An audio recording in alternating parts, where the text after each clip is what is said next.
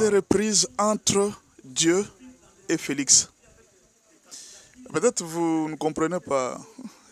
Les gens se posent la question, comment expliquer que la guerre de l'Est, les rebelles sont à la porte de Goma. Ils sont même d'entrer dans Goma. Les Rwandais sont entrés même dans Goma pour prendre la ville. Mais tout ce qui s'est passé pendant au moins 2 jours, les autorités se sont tues. Ils n'ont rien dit. Vous savez pourquoi? Beaucoup de gens ne savent pas pourquoi.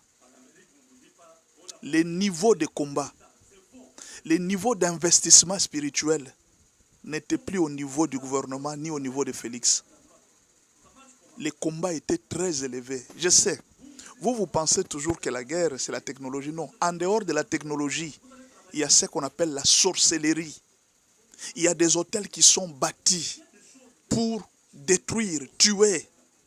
Alors, il y avait des cérémonies occultes de haut niveau. Et Dieu lui-même était à Goma. Si vous ne le savez pas, je vous l'ai dit. Dieu lui-même était à Goma. Il s'est levé pour la RDC.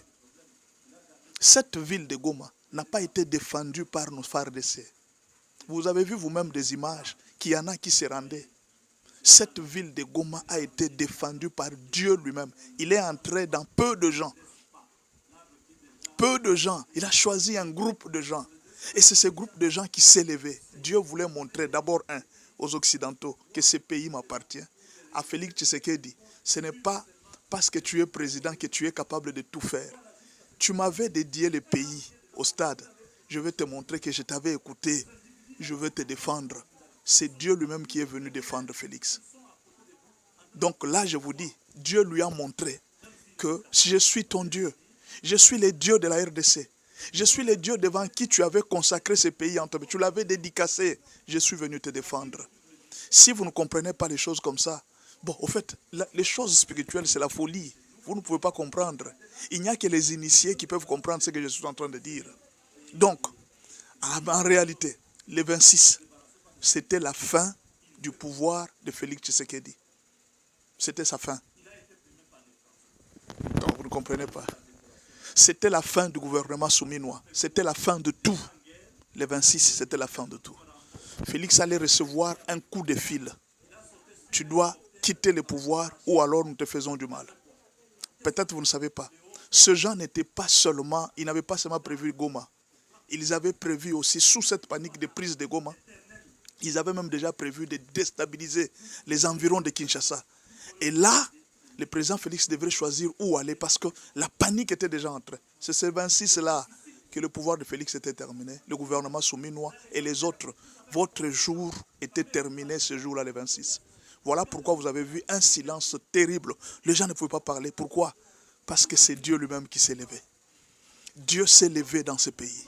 Si vous ne comprenez pas, vous allez le comprendre peut-être plus tard. Parce que l'entendement spirituel, c'est très difficile. Je vous ai dit, ce pays a un destin prophétique. C'est maintenant que Dieu commence à se manifester, à se montrer. Ça, la guerre de Goma. Mon frère, la bataille de Goma, c'est Dieu. Si vous ne comprenez pas, c'est votre problème. Si vous croyez, oui, Dieu a utilisé nos soldats. Ils étaient faibles, sans nourriture, sans électricité, sans quoi? Les ravitaillements coupés. Ce sont ces gens qui ont défendu le pays. Affaiblis.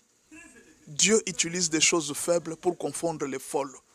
De l'autre côté, la France, l'Ukraine, toutes les nations du monde sont venues avec les armes sophistiquées. Mais on trouve un peuple, des soldats non ravitaillés, peut-être pas parfaitement bien payés. Ce sont ce groupe de soldats. D'ailleurs, un groupe de soldats était découragé. On dit même que certains généraux avaient quitté la ville pour aller vers Bukavu. Mais alors, Dieu a choisi des gens, des jeunes. Je ne crois pas que c'était ce genre. C'est comme si les anges sont entrés en eux. Et Dieu les a utilisés pour sauver la ville de Goma. Et ça, c'est un message. Le dimanche 26, c'était la fin du règne de Félix. Et Dieu est venu faire la remise et reprise avec le président Félix. Désormais, président Félix, tel que vous êtes là, sachez que le règne de Dieu est déjà arrivé. Ce n'est plus Constant Moutamba qui va punir les gens. Et ça, j'ai dit au ministre, Je dis à tous ceux qui ont le pouvoir, vous avez vu la panique que vous avez eue la nuit du 26?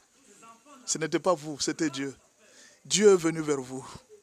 Dieu est venu vers vous vous dire, assez avec mon peuple. Le peuple a trop souffert. Je ne veux plus voir ces choses. Je ne veux plus entendre ces vols. Je ne veux plus entendre ces détournements. Je ne veux plus entendre.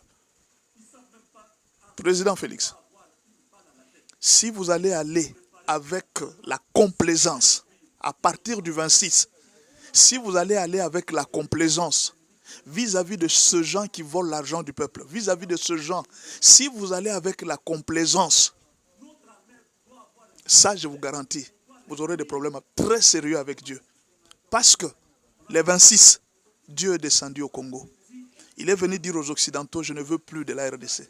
Il est venu dire à vous les autorités, je ne veux plus de la RDC. Il est venu dire au peuple de se prendre au sérieux. Même aux serviteurs de Dieu, prenez-vous au sérieux. Il y a des ministres qui vont mourir. Ce ne sera pas Constant Moutamba qui va faire, parce que vous lui avez fait beaucoup de problèmes. Quand il veut élever la justice, vous lui avez fait beaucoup de problèmes. Il y a des ministres qui vont mourir subitement. Il y a des députés qui vont mourir subitement. Il y a des sénateurs qui vont mourir subitement. Il y a des mandateurs publics qui vont mourir subitement, qui vont perdre leur emploi subitement. Et ça, j'ai dit au président Félix, à partir du 26, si vous mettez la complaisance dans cette nation, vous allez le regretter. Ça, je vous dis la vérité. C'est ce jour-là où Dieu est venu faire la remise reprise entre vous et lui.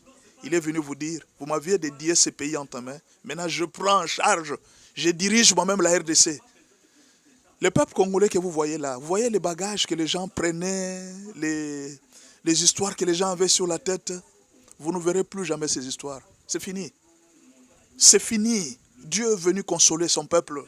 Dieu est venu consoler le peuple congolais. Vous avez tant souffert. Voyez la vengeance de Dieu. Regardez maintenant la vengeance de Dieu. C'est le moment où Dieu agit. Serviteurs de Dieu, parlez au peuple des enseignements bibliques sur la nation. Formez le peuple. Apprenez au peuple à travailler la terre, à travailler les minéraux. Rendez le peuple fort et très fort.